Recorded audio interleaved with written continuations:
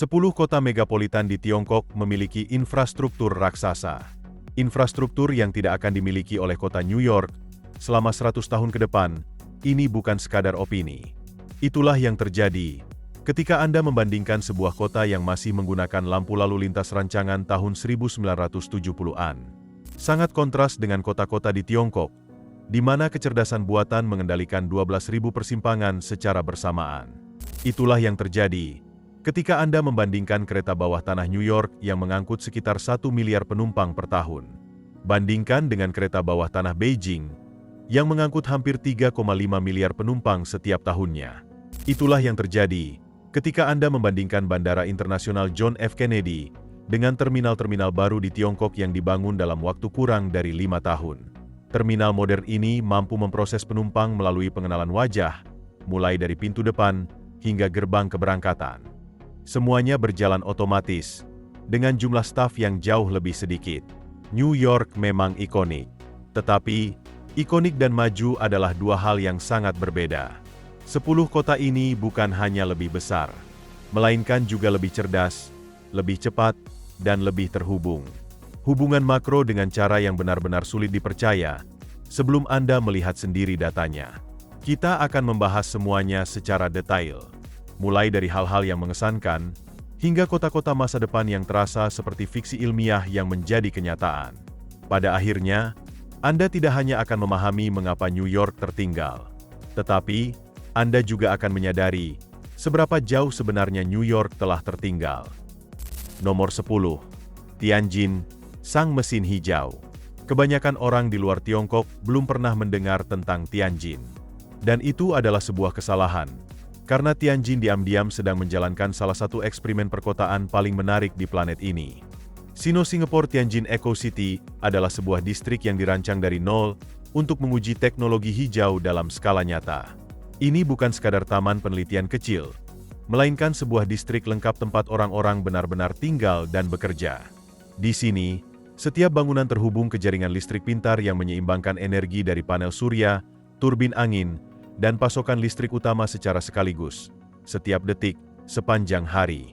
Ketika satu bangunan menghasilkan energi surya lebih banyak daripada yang dibutuhkan, jaringan akan secara otomatis mengirimkan energi ekstra tersebut ke bangunan tetangga yang membutuhkannya. Tidak ada keputusan manusia, tidak ada penundaan. Hanya ada sistem yang memperlakukan seluruh lingkungan seperti satu baterai bersama. Hasilnya, distrik ramah lingkungan ini beroperasi dengan emisi karbon sekitar 60% lebih rendah daripada pembangunan konvensional dengan ukuran yang sama.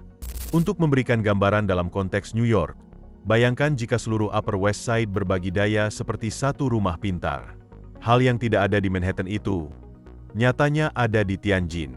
Kemudian, mari kita lihat pelabuhannya. Tianjin menangani puluhan juta kontainer setiap tahun menggunakan derek otomatis dan kendaraan berpemandu yang memindahkan kargo tanpa pengemudi. Kapal tiba, membongkar muatan, dan berangkat sesuai jadwal yang dihitung oleh sistem pembelajaran mesin, yang bahkan mampu memprediksi penundaan sebelum hal itu terjadi. Sementara itu, pelabuhan New York dan New Jersey, salah satu yang tersibuk di Amerika Serikat, masih sangat bergantung pada operasi manual yang membuat seluruh proses menjadi lebih lambat dan kurang presisi. Tianjin bukanlah kota yang paling mencolok dalam daftar ini, tetapi kota ini sedang melakukan sesuatu yang bagi sebagian besar kota di dunia masih dianggap sebagai mimpi masa depan. Kota ini sudah bergerak maju, saat ini juga. Nomor 9. Suzhou, Sang Jenius yang pendiam. Suzhou tidak berusaha membuat Anda terkesan dengan kebisingan. Kota ini membuat Anda terkesan dengan ketelitian. Dan ketelitian itu terlihat paling jelas di Taman Industri Suzhou, yang merupakan salah satu zona manufaktur paling canggih di dunia. Pabrik-pabrik di taman ini tidak beroperasi seperti kebanyakan pabrik pada umumnya. Mereka terhubung satu sama lain melalui sistem AI yang berbagi data produksi secara real-time. Jika satu fasilitas kekurangan bahan baku, fasilitas lain akan menyesuaikan hasil produksinya untuk mengimbangi. Jika permintaan suatu produk meningkat dalam semalam, seluruh jaringan akan merespons bahkan sebelum manajer manusia sempat mengadakan rapat. Di sini, mesin berkomunikasi langsung dengan mesin lainnya, membuat seluruh zona beroperasi seperti satu lantai pabrik koordinasi yang raksasa, bukan ratusan bisnis yang terpisah. Inilah jenis kecerdasan manufaktur yang sebagian besar negara barat masih dalam tahap pengujian awal. Di Suzhou, hal itu sudah menjadi standar. Kota ini juga memiliki Suzhou Zhongnan Center, sebuah menara super tinggi yang menggunakan sistem peredam massa tertala, Tunet Mass Damper, untuk tetap stabil saat dihantam angin kencang. Peredam ini mendeteksi pergerakan bangunan dan mengoreksinya ratusan kali per detik. Lift 2 tingkat di menara tersebut bahkan dapat mengangkut 48 orang sekaligus. Setiap sistem di dalam gedung, mulai dari pengaturan udara, pengelolaan air, hingga kontrol akses, berjalan melalui AI pusat yang mempelajari pola penggunaan penghuninya. Sistem ini menyesuaikan diri bahkan sebelum orang-orang menyadari bahwa ada sesuatu yang perlu diubah. Suzhou tidak gembar-gembor tentang kemajuannya. Ia hanya diam-diam melakukan hal-hal yang saat ini masih berupa rencana di belahan dunia lain. Nomor 8.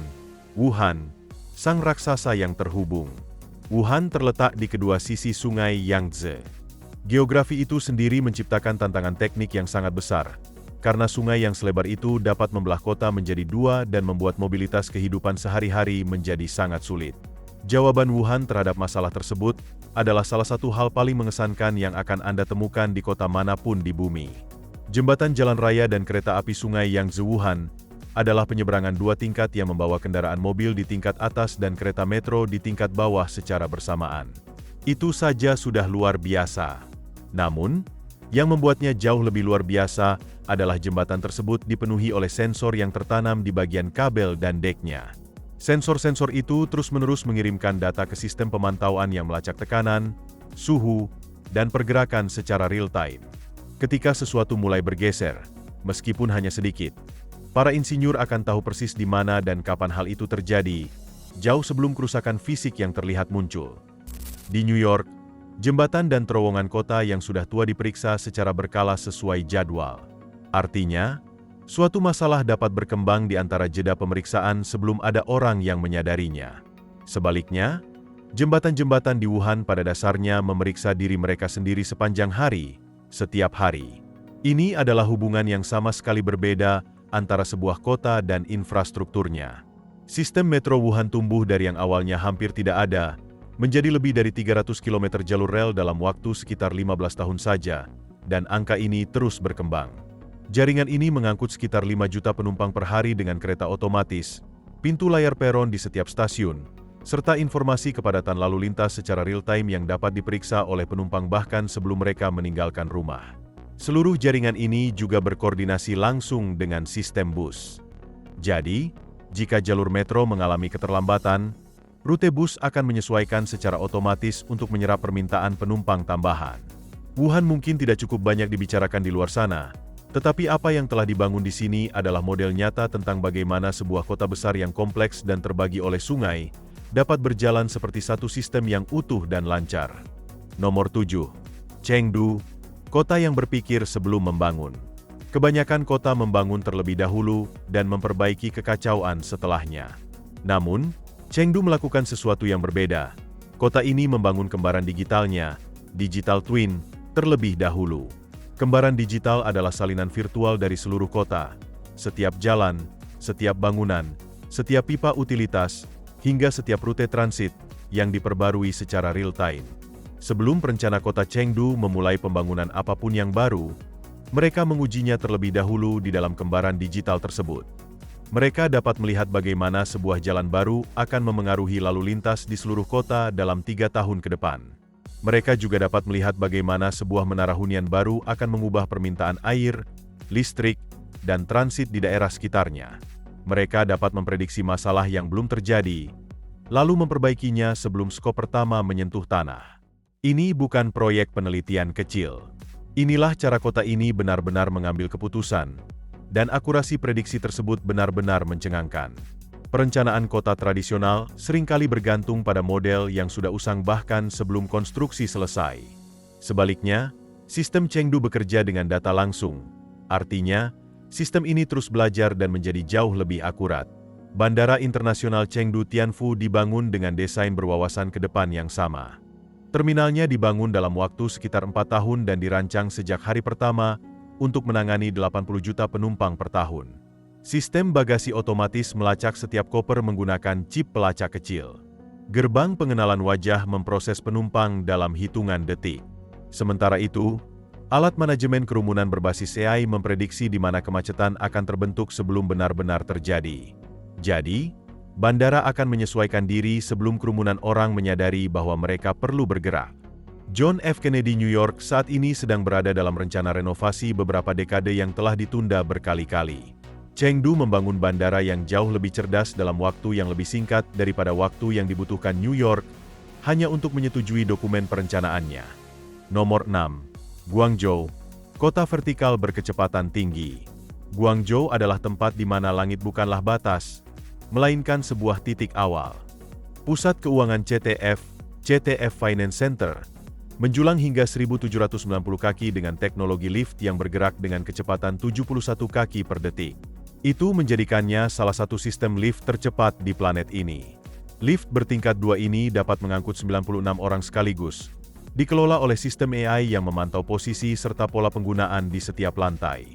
Lift sudah ditempatkan di posisi yang dibutuhkan bahkan sebelum penumpang menekan tombol. Anda tidak perlu menunggu lift datang. Liftlah yang sudah menunggu Anda. Sistem peredam struktural bangunan ini menggunakan data angin langsung untuk mengatasi goyangan. Menara ini menyesuaikan posisinya ratusan kali setiap menit untuk menjaga agar tetap kokoh, bahkan dalam kondisi angin topan sekalipun. Ini bukan rekayasa pasif, melainkan sebuah bangunan yang secara aktif melawan cuaca. Kemudian, ada Menara Canton Tower, setinggi 1.800 kaki yang melakukan sesuatu yang lebih tak terduga. Struktur kisi-kisinya dipenuhi dengan sistem LED yang dapat menghasilkan 16 juta kombinasi cahaya yang dapat diprogram dan terlihat dari jarak 20 km. Namun, menara ini bukan sekadar menyuguhkan pertunjukan cahaya. Menara ini juga berfungsi sebagai platform sensor yang memantau kualitas udara dan pola cuaca di seluruh delta Sungai Mutiara. Hebatnya lagi, menara ini menggunakan sistem pencahayaan tersebut untuk mengirimkan data melalui frekuensi cahaya yang tidak terlihat oleh mata manusia. Menara itu sekaligus menjadi sebuah landmark, jaringan sensor, dan sistem komunikasi data.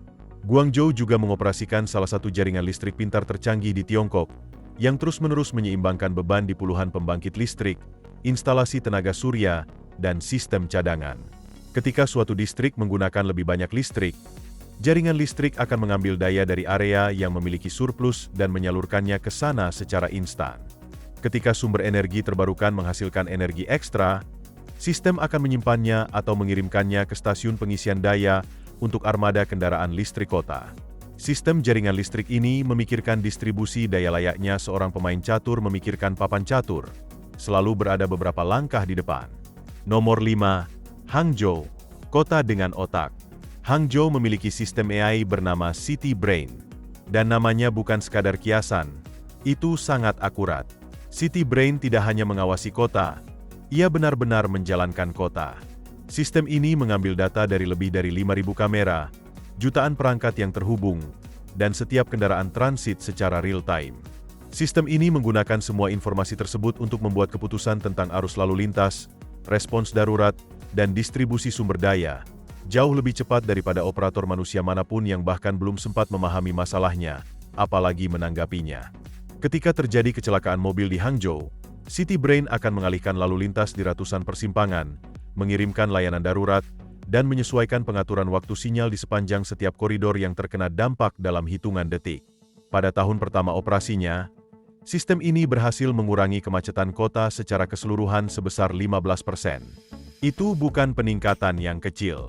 Di kota dengan 10 juta penduduk, pengurangan kemacetan sebesar 15% berarti mengembalikan jutaan jam berharga ke dalam kehidupan masyarakat setiap tahunnya. Ambulans di Hangzhou juga mendapat fasilitas gelombang hijau. Artinya, setiap lampu lalu lintas di rute mereka akan otomatis berubah menjadi hijau saat mereka mendekat. Sistem ini menghitung jalur secara real-time dan membersihkannya bahkan sebelum ambulans tiba. Di New York, kendaraan darurat masih harus berjuang menerobos kemacetan, sama seperti yang mereka lakukan 50 tahun yang lalu.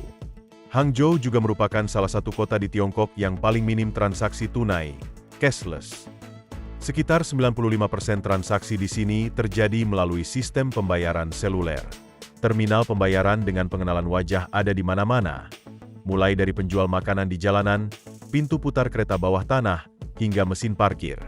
Anda hanya perlu melihat ke kamera, wajah Anda akan dicocokkan dengan akun Anda, dan transaksi pun selesai sebelum Anda selesai berkedit. Sementara itu, New York masih berdiskusi tentang apakah kartu kredit nirsentuh merupakan pilihan yang cukup andal bagi sebagian besar pengguna transportasi umum mereka. Citibrain juga mampu memprediksi seperti apa kondisi lalu lintas 30 menit ke depan berdasarkan pola historis, arus lalu lintas saat ini, cuaca, dan acara yang dijadwalkan. Sistem ini menyesuaikan sinyal lalu lintas jauh sebelum kemacetan terjadi, menciptakan pergerakan lalu lintas yang senantiasa lancar. Hangzhou tidak bereaksi terhadap kemacetan, melainkan mencegahnya. Nomor 4. Shenzhen, sang raksasa teknologi tanpa uang tunai. Shenzhen adalah kota yang bahkan belum eksis sebagai pusat kota besar hingga tahun 1980-an. Namun, dalam waktu sekitar 40 tahun, kota ini berubah drastis dari sebuah desa nelayan kecil menjadi kota metropolitan dengan lebih dari 17 juta penduduk, serta infrastruktur yang terasa seperti berasal dari beberapa dekade di masa depan. Hal yang paling banyak dibicarakan di Shenzhen adalah keberhasilannya mengganti setiap bus dieselnya yang berjumlah 16.000 unit dengan kendaraan listrik hanya dalam waktu 3 tahun. Bukan sebagian bus, melainkan setiap bus yang ada. Hal itu membutuhkan pembangunan infrastruktur pengisian daya di wilayah perkotaan seluas 500 mil persegi, sambil tetap menjaga jaringan bus tetap beroperasi untuk jutaan penumpang setiap hari tanpa gangguan besar. Tidak ada kota di dunia barat yang pernah melakukan hal serupa dalam skala sebesar ini. Sistem metronya beroperasi dengan otomatisasi level 4. Artinya, kereta dapat mengemudi sendiri, memantau sendiri, dan mengoptimalkan jadwalnya sendiri tanpa menunggu masukan dari manusia. Sistem ini mengangkut 6 juta penumpang per hari melalui jalur sepanjang 300 km dengan tingkat ketepatan waktu mencapai 99,9%. Ketika terjadi kesalahan teknik, AI akan langsung mengalihkan rute kereta dan memberitahu penumpang, bahkan sebelum tim operasional manusia melihat peringatan tersebut di layar mereka. Kemudian, ada Ping An Finance Center yang berdiri setinggi 1.965 kaki. Permukaan luar menara ini menggunakan sensor untuk memantau tekanan angin pada bangunan secara real-time, lalu menyesuaikan sistem peredamnya untuk menyerap pergerakan sebelum orang-orang di dalamnya merasakan apapun. Liftnya bergerak dengan kecepatan 33 kaki per detik dan dikendalikan oleh AI yang memprediksi permintaan, lalu memposisikan lift bahkan sebelum penumpang menekan tombol panggilan. Di Shenzhen, Anda dapat menjalani seluruh hidup Anda tanpa pernah menyentuh uang tunai, kartu kredit, ataupun kunci fisik. Pembayaran mengalir melalui wajah dan ponsel Anda. Akses transit mengalir melalui sistem yang sama, bahkan untuk masuk ke dalam gedung pun menggunakan sistem yang serupa. Semuanya saling terhubung, dan semuanya berjalan dengan sangat cepat. Nomor 3. Beijing, kota yang hidup. Beijing mengangkut hampir 3,5 miliar penumpang metro per tahun. Sebagai perbandingan, kereta bawah tanah New York hanya mengangkut sekitar 1 miliar penumpang per tahun. Sistem metro Beijing membentang sepanjang lebih dari 470 km jalur dan memiliki lebih dari 400 stasiun. Dan jaringan ini masih terus berkembang dengan kecepatan yang membutuhkan waktu lebih dari 50 tahun bagi New York jika ingin menyamai laju pertumbuhan saat ini. Namun, hal yang paling luar biasa tentang Beijing bukanlah ukurannya, melainkan bagaimana kota ini berpikir. Sistem manajemen lalu lintas berbasis AI di Beijing mengontrol lebih dari 12.000 persimpangan secara bersamaan. Sistem ini mengambil data dari jutaan kamera, sensor, dan kendaraan yang terhubung setiap detik, lalu menyesuaikan pola lampu lalu lintas setiap beberapa detik berdasarkan arus lalu lintas aktual. Saat Anda berkendara melalui Beijing, Anda tidak sedang mengikuti pengatur waktu lampu tetap yang ditetapkan beberapa dekade lalu. Anda bergerak melalui sebuah jaringan hidup yang mengawasi Anda dan menyesuaikan diri dengan Anda secara real-time. Sistem ini terbukti mampu memangkas waktu perjalanan rata-rata sekitar 30% dibandingkan dengan kota-kota yang masih menggunakan sistem sinyal tradisional. Bandara Internasional Beijing Daxing dibangun dalam waktu kurang dari 5 tahun dan dirancang untuk menangani 100 juta penumpang setiap tahunnya. Bandara ini menggunakan teknologi pengenalan wajah di seluruh lini perjalanan, mulai dari check-in hingga boarding, yang berarti penumpang dapat bergerak melalui bandara tanpa harus berhenti untuk menunjukkan dokumen berulang kali. Sistem otomatis di gedung ini mampu menangani volume penumpang yang masif dengan sebagian kecil staf saja, jauh berbeda dengan John F. Kennedy yang membutuhkan jumlah staf besar untuk jumlah penumpang yang jauh lebih sedikit. Segala sesuatu di Beijing terhubung satu sama lain. Metro terhubung langsung dengan kereta api berkecepatan tinggi. Ponsel Anda berfungsi ganda sebagai kartu metro, metode pembayaran, akses gedung, hingga verifikasi identitas Anda. Kota ini tidak memiliki sistem-sistem terpisah yang disatukan secara canggung. Kota ini memiliki satu ekosistem tunggal yang berbentuk seperti sebuah kota. Nomor 2. Chongqing, sang labirin vertikal. Chongqing adalah kota yang secara logika seharusnya tidak berfungsi, tetapi entah bagaimana, ia berjalan lebih baik daripada hampir semua kota yang pernah Anda lihat. Seluruh kota ini dibangun di atas pegunungan, lembah, tebing, dan sungai, dengan perubahan ketinggian yang ekstrim mencapai lebih dari 3.000 kaki dari titik terendah hingga tertinggi. Sebagian besar kota di dunia membutuhkan lahan datar untuk berfungsi, tetapi Chongqing melihat medan paling ekstrim di Asia ini dan tetap nekat membangun kota megapolitan di atasnya. Karena tidak ada lahan datar yang tersisa, metronya tidak hanya berjalan di bawah tanah. Ia menembus pegunungan, naik ke jembatan setinggi ratusan kaki di atas sungai, dan dalam salah satu contoh yang paling terkenal, ia melewati langsung lantai 6 sebuah gedung apartemen. Kereta masuk ke dalam gedung, berhenti di peron stasiun di dalam bangunan, lalu keluar melalui sisi lainnya, sementara orang-orang tetap tinggal, tidur, dan memasak di lantai atas dan bawahnya. Chongqing memiliki lebih dari 13.000 jembatan, jumlah yang lebih banyak daripada kota lain manapun di bumi. Bagi kota ini, menghubungkan wilayah melintasi sungai, lembah, dan tebing membutuhkan jembatan seperti halnya kota-kota lain membutuhkan lampu lalu lintas. Jembatan Caiyuanba membentang sepanjang 6.500 kaki dan membawa mobil, kereta api, serta pejalan kaki secara bersamaan di tingkat yang berbeda. Sensor-sensor tertanam di seluruh strukturnya, memberikan data terus-menerus ke sistem pemeliharaan yang mampu memprediksi secara tepat kapan dan di mana perbaikan akan dibutuhkan. Lalu ada Raffles City Chongqing, yang terdiri dari 4 menara yang masing-masing menjulang lebih dari 900 kaki, terhubung di bagian atas oleh sebuah struktur horizontal sepanjang 300 meter yang disebut The Crystal. Ini bukan sekadar jembatan layang biasa. Ini adalah bangunan utuh yang bertumpu di atas 4 gedung lain, berisi restoran, pertokoan, dan kolam renang tanpa batas, Infinity Pool, yang menghadap langsung ke sungai Yangtze dari ketinggian 800 kaki. The Crystal sendiri memiliki berat 12.000 ton dan harus diangkat ke posisinya menggunakan dongkrak hidrolik raksasa saat keempat menara di bawahnya masih dalam proses konstruksi. Kota ini juga memiliki sistem eskalator luar ruangan tertinggi di dunia, yang mendaki lebih dari 400 kaki di tebing curam untuk menghubungkan lingkungan tepi sungai dengan distrik di puncak bukit. Di sini, lift berfungsi sebagai transportasi umum. Pergerakan vertikal sama normalnya di Chongqing, seperti halnya pergerakan horizontal di tempat lain. Ini adalah kota yang memecahkan masalah yang seharusnya tidak dapat dipecahkan, dan mereka memecahkannya dengan gaya. Nomor 1. Shanghai, kota yang menjalankan masa depan. Shanghai adalah contoh nyata tentang apa yang terjadi ketika sebuah kota memutuskan untuk beroperasi pada level yang sama sekali berbeda dari kota-kota lain. Mari kita mulai dengan Shanghai Maglev. Kereta ini mampu menempuh jarak sekitar 19 mil hanya dalam waktu 7 menit, bergerak dengan kecepatan fantastis mencapai 268 mph. Tidak ada kontak rel, tidak ada gesekan. Kereta ini melayang di atas lintasan menggunakan gaya magnet dan bergerak lebih cepat daripada kebanyakan mobil balap, sementara penumpangnya hampir tidak merasakan guncangan sama sekali. Sebagai perbandingan, Air Train New York yang menghubungkan John F. Kennedy ke kereta bawah tanah hanya merayap dengan kecepatan sekitar 40 mph dan dikenal sering mengalami keterlambatan. Shanghai membangun sebuah kereta yang bergerak 6 kali lebih cepat, hanya untuk mengangkut orang dari bandara menuju pusat kota. Sistem metro Shanghai menangani sekitar 2,8 miliar perjalanan per tahun, menjadikannya salah satu sistem kereta bawah tanah yang paling banyak digunakan di seluruh planet ini. Jaringan kereta ini terhubung langsung ke stasiun kereta api berkecepatan tinggi, di mana keberangkatan terjadi setiap beberapa menit menuju kota-kota lain yang berjarak ratusan mil. Selain itu, cakupan nirkabel 5G telah meliputi seluruh wilayah, mengubah setiap sudut jalan dan bangunan menjadi bagian dari satu jaringan raksasa yang saling terhubung. Pelabuhan air dalam Yangshan adalah tempat di mana Shanghai benar-benar menunjukkan sesuatu yang luar biasa. Pelabuhan ini memindahkan puluhan juta kontainer setiap tahun, menjadikannya pelabuhan kontainer tersibuk di bumi. Dan hebatnya, sebagian besar pekerjaan berat itu dilakukan hampir tanpa campur tangan manusia di lapangan.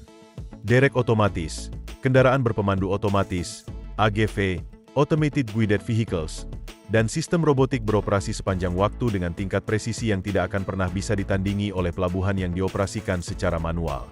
Ketika sebuah kapal tiba, sistem akan langsung menghitung urutan bongkar muat yang paling optimal untuk setiap kontainer, menetapkan jalur logistiknya melalui pelabuhan, dan menjalankan seluruh operasi jauh lebih cepat daripada fasilitas konvensional yang menggunakan tenaga kerja 10 kali lipat lebih banyak. Kemegahan ini juga terlihat pada menara Shanghai Tower, yang menjulang lebih dari 2070 kaki dan memiliki sistem iklim internalnya sendiri.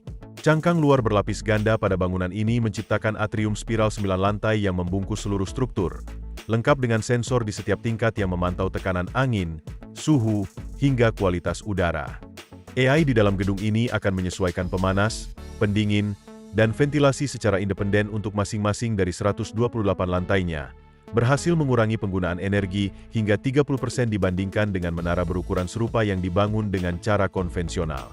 Sistem pembayaran berbasis pengenalan wajah juga berfungsi di mana-mana di Shanghai. Anda ingin naik metro, membeli makanan, memasuki gedung, hingga membayar parkir? Semuanya bisa dilakukan hanya melalui wajah dan ponsel Anda. Seluruh kota berjalan di atas tulang punggung digital yang menghubungkan transportasi, pembayaran, perdagangan, dan identitas menjadi satu pengalaman yang mulus. Anda tidak perlu lagi berpindah-pindah antara berbagai aplikasi, kartu, ataupun sistem yang berbeda.